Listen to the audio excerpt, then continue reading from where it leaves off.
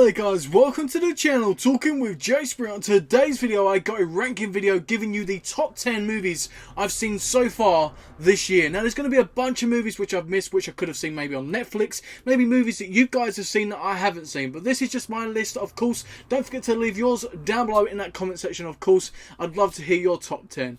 But without further ado, let's jump straight into it.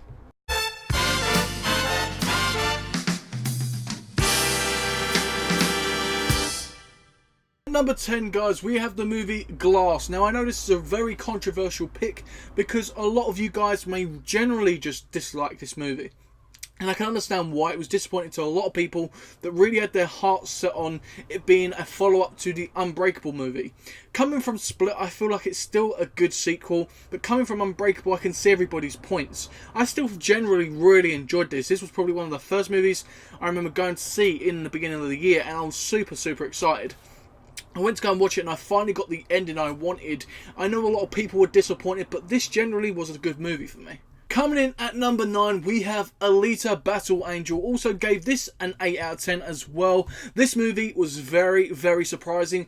I never knew nothing about the character, nothing about the comics or anything like that. I went straight into this movie and it blew me away. It was such a great animation with so much great action, sci-fi going on, a story which I really connected with. The characters were great as well. This was a really good movie and I definitely would rewatch it again. Coming in at number 8 is the new movie which recently came out in SpiderMan Far From Home. I gave this an 8.3 out of 10 for a good reason, because this was really good. Step up from obviously Spider-Man Homecoming for sure. But really, this movie didn't reach the heights of obviously the Avengers and stuff like that. So this had to be a further on down in my list. I was super excited to go and see this movie. I did expect probably a little bit more than what I should have expected. But this movie was still a great movie nonetheless. We got a really good cast obviously in this movie. We had Jake Gyllenhaal coming in as Mysterio.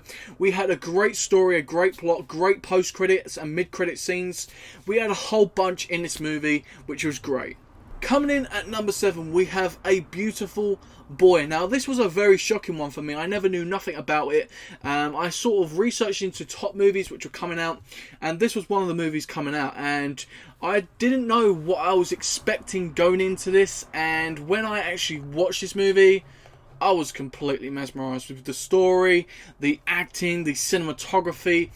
Everything about this movie meant something, and I could really tell right from the get-go that I was going to love this. Steve Carell plays in this. He was great. Timothy Chalamet as well was great. The cast in general done a great job in telling this story about a young boy pretty much committing himself to drugs. And he's addicted to drugs, really struggling to get through uni and school and stuff like that. And obviously he's got a concerned father, and it's about them two as a relationship. It's a really beautiful story, and I recommend you guys give it a watch if you haven't already. I gave this an 8.5 out of 10. Coming in at number 6, also getting an 8.5 out of 10, which I could have pushed up, is the movie Us. Us was a great movie, another sequel in this list to the movie Get Out from obviously Jordan Peele.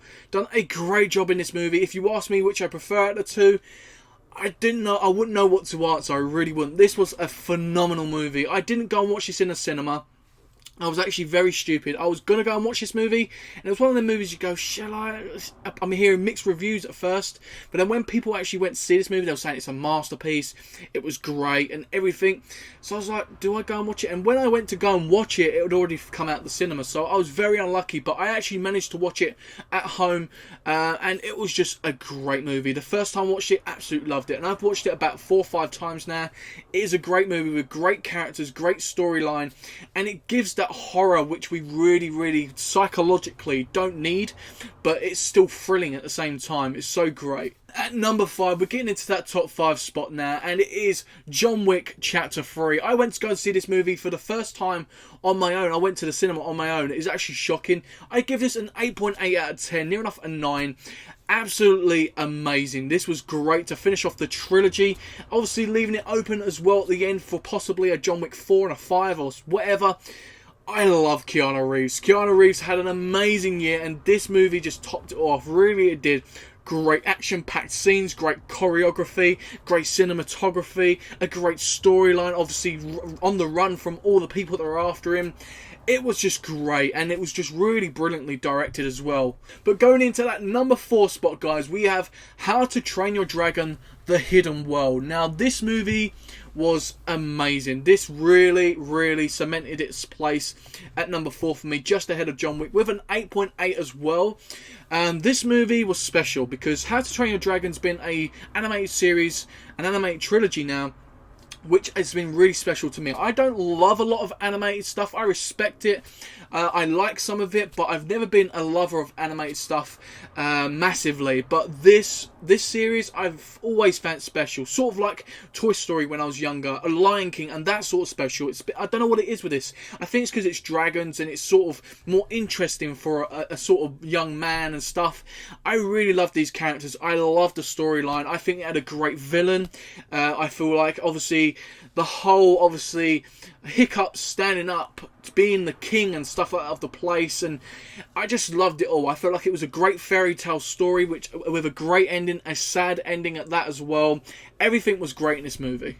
Coming into that top 3 now, guys. At number 3, we have Toy Story 4. Now, Toy Story 4 was definitely one of the most anticipated movies of the year. A very worrying pick at that as well, because everybody, I'm sure, was worried about going into this movie and obviously it being a failure, because Toy Story 1, 2 and 3 was so perfect in their own way.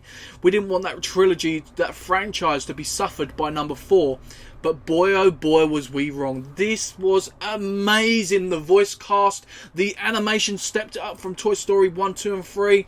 Literally, the new characters coming into it was great. The humour was great. The story was so addictive and so memorable and so followable easily. It was just a great overall movie for a Toy Story movie. Exactly what you'd expect in a Toy Story movie. I don't know why we all was worrying about it, because we know that these guys, when it comes to these characters, we're always going to love them no matter what. Coming in at number 2 on my list, it is Avengers Endgame with a 9.5 out of 10.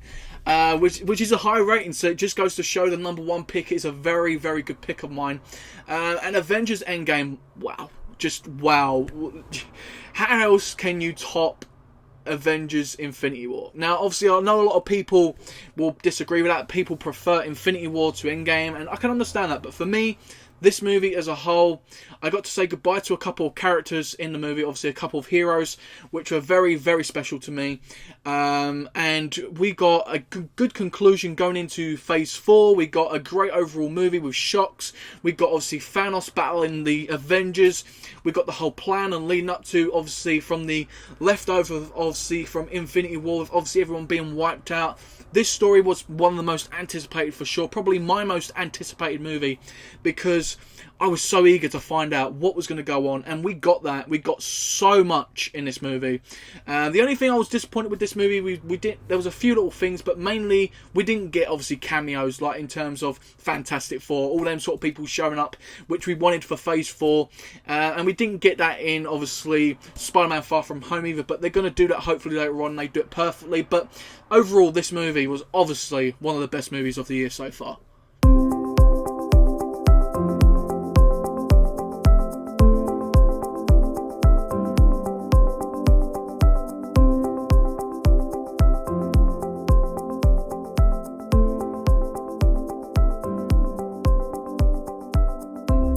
Coming in at my number 1 spot and my most favourite movie of the year so far is The Green Book. Now, The Green Book came out in America, I think, last year. I'm not too sure. But for me, obviously being in the UK, this movie came out this year. Now, this movie, I was like, nope, not going to see it. Not going to see it. I love the character who plays Aragorn, obviously the guy in it. And I love, obviously, Mahershala Ali. He's had a great year. He's had a great couple of years doing some really great stuff. But I was so determined. I was like, it's just not going to be my type of film. And obviously, a family member of mine, me and him were going to see some movies. I think we went to go and see 2 movies or 3 movies in one day. And he suggested, how about we go and see, obviously, this? And I was like, okay, if you want to go and see that, we'll go and see something else. And this was obviously just going for him. I think I ended up coming out and loving it way more than he did, which is absolutely amazing, really, because this movie was a 10 out of 10 from me. I loved everything about this movie. I loved both the main characters. I loved even all the side characters that just come in and out of the movie. The storyline was great. I loved the setting of, obviously, what time period this was set in. I loved literally the cinematography, the lighting, the music. everything about this movie. I don't fault anything wrong with it. I've actually watched this movie 3 times now, and it's just absolutely great. So if you guys haven't seen The Green Book, definitely check it out because it's amazing. So guys, that is my top 10 movies of the year so far. Obviously, as I said, there's going to be differences between me and you guys. Of course, let me know your top 10 down below of what you've seen. I've still got a lot more movies to catch up and go and see, of course. And if you guys want me to do another list, let me know your requests down below. If you want me to do like the top 10 disappointments of the year, top 10 obviously surprise of the year, anything, let me know in that comment section, of course, and I want to hear your top 10s as well. And if you enjoyed the video, simply smash that thumbs up, guys. Let me know you enjoy the content I'm giving you, and also shares the video around for everybody else to enjoy it. And as well, guys, if you're new, consider subscribing and hitting that bell for much more. You're not going to want to miss the stuff coming up on the channel, as well as the stuff already on the channel. When it comes to movies and TV series, we review, we react to trailers, and we rank like we do on this list. We rank in the top 10, and we normally do it from worst to best. There's so much on the channel, guys. I'm just super excited. I hope you guys can join me in my journey on the road to 300 subscribers, guys. It is crazy. So without further ado, guys, I've been me, you've been you, and I'll see you next time, guys, on Talking with Jay Springer.